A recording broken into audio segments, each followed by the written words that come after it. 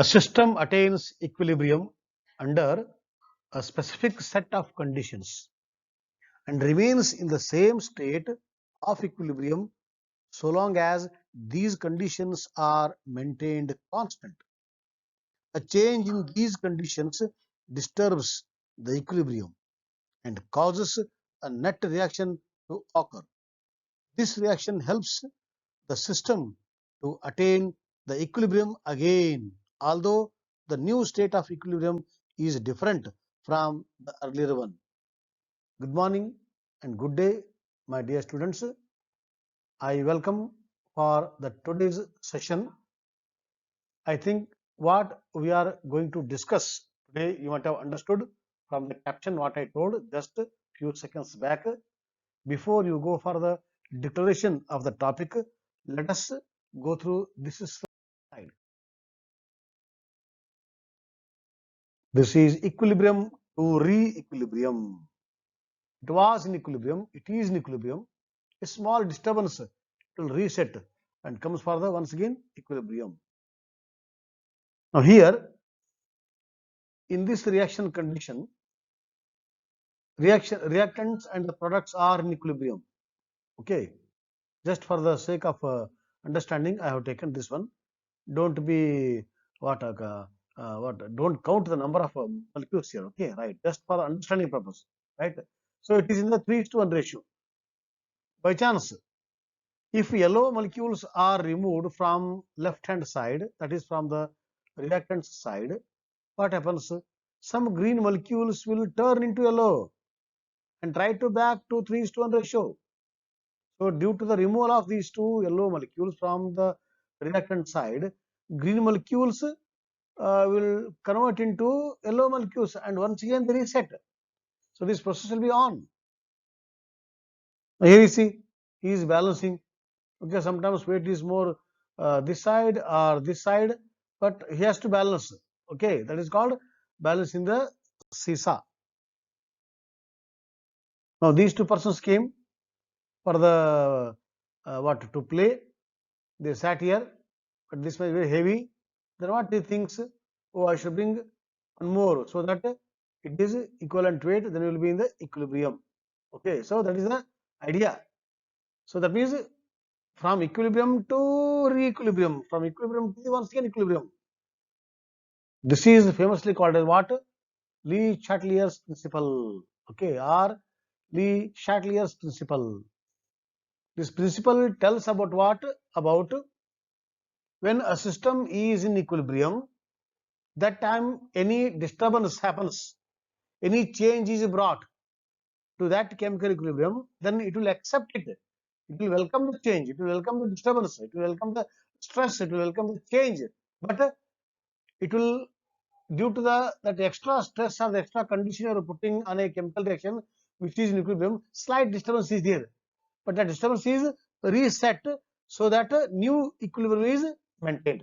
That is called Le Chatelier's principle, very famous principle. Okay, that's why now I think this picture I took on the first day of our discussion. So the famous scientist is what?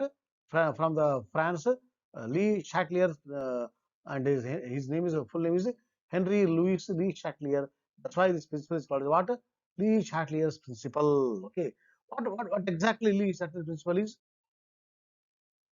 When a chemical system at equilibrium is disturbed, it reattains equilibrium by undergoing a net reaction that reduces the effect of the disturbance.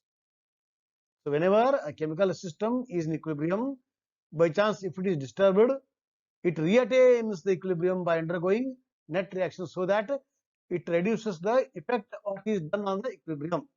Okay, a system is disturbed when a change in conditions forces it temporarily out of equilibrium. Temporarily it will go out of equilibrium, but the system responds to a disturbance by a shift in the equilibrium position until a new equilibrium is reached.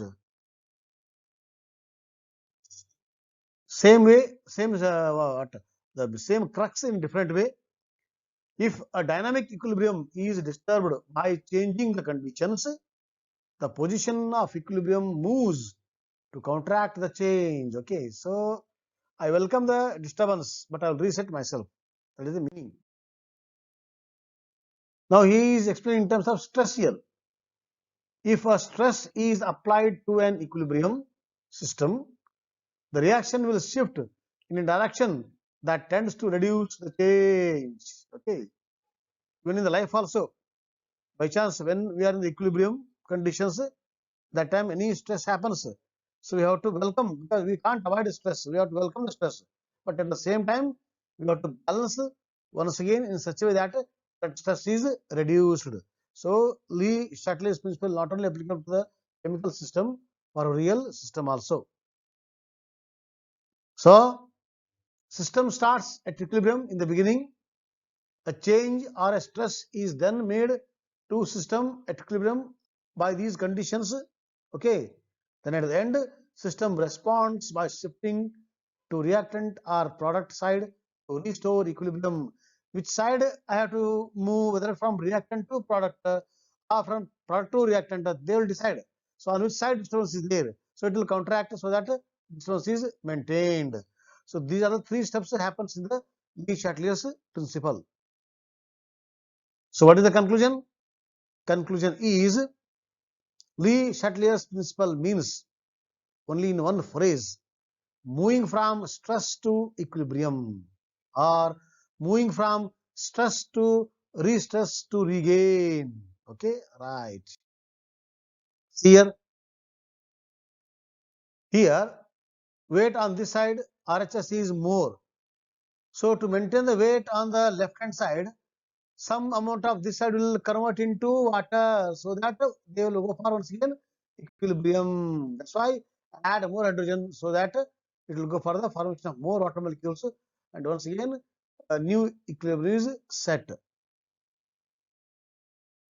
This is small caption I have given you just to go through. Okay, so that means today what we understood? We understood what is meant by Le-Chatelier's principle. Now, what are the effects? How they will re-establish, regain the equilibrium, under what conditions, what are the factors affecting the chemical equilibrium? All these we learn in tomorrow's session, in our next session. Till then,